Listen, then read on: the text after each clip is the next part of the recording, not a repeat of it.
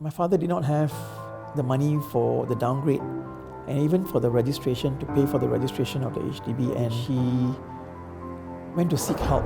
So sometimes that one act of kindness would change lots of lives.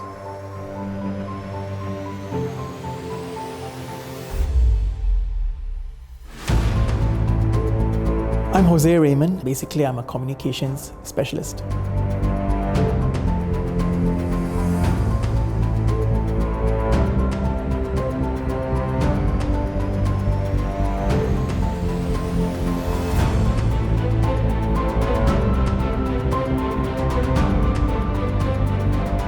The large part of my childhood was probably spent in Bedok. It was a point block, 25-story point block, and we lived on 24th floor with the view of the East Coast.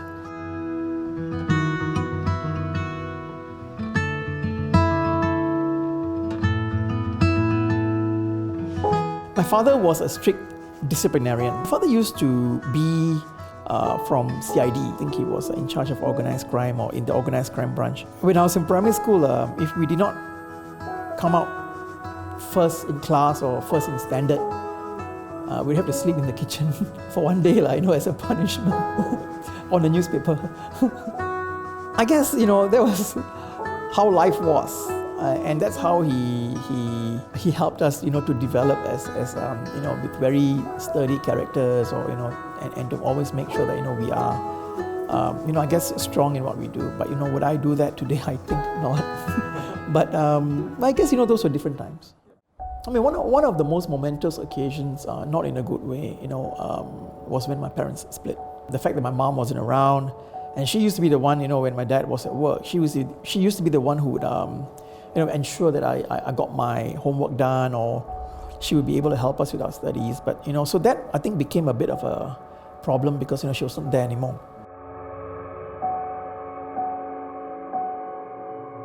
My father retired when he was 45, and the problem was he couldn't hold down jobs for too long because mainly he was also very much a very hard-headed character, always stubborn in some ways. We began to have financial issues. I was still in school during all this time. He began to have financial problems.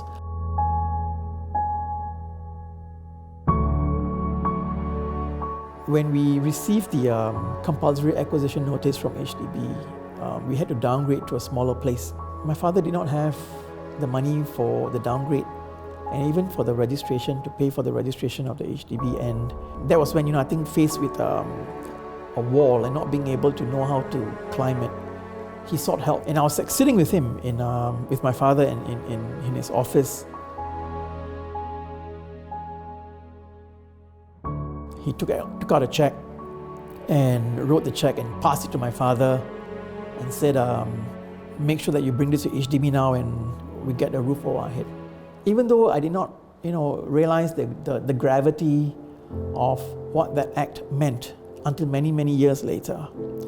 I think when you look back in your history and you look at certain points in your life which are life-changing moments, that is one moment for me which obviously altered the course of my life. The house in which we bought was in Jurong West, Street 92, and my father lived in that house all the way till he passed on. So imagine how much that house meant to him and to us. So sometimes that one act of kindness would change lots of lives.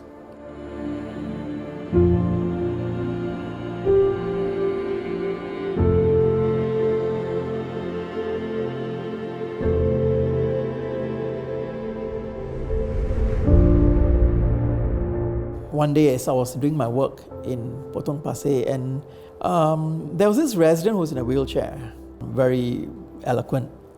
It was that at very first meeting that he said he was a former swimming coach, and as a result of his his condition, where he ended up in a wheelchair because of a nerve condition, he had stopped his swimming coaching and he had stopped working altogether, and his life every day was just home kopitiam, home kopitiam, home kopitiam, most of the time, right? And couldn't work anymore because of his medical condition.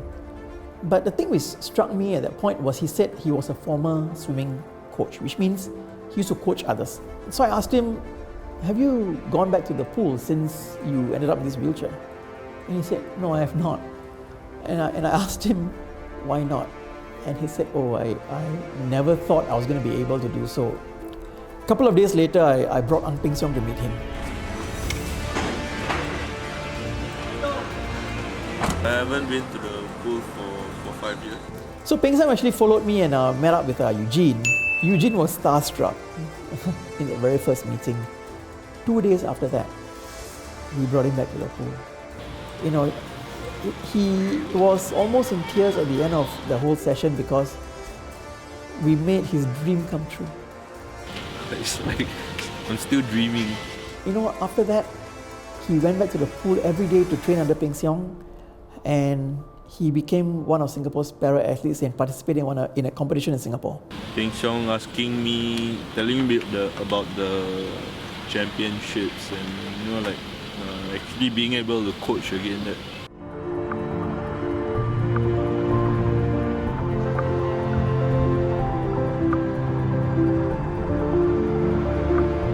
So, you know, sometimes you just need to know how to create that spark to live that life of another person around you and to give that guy hope again.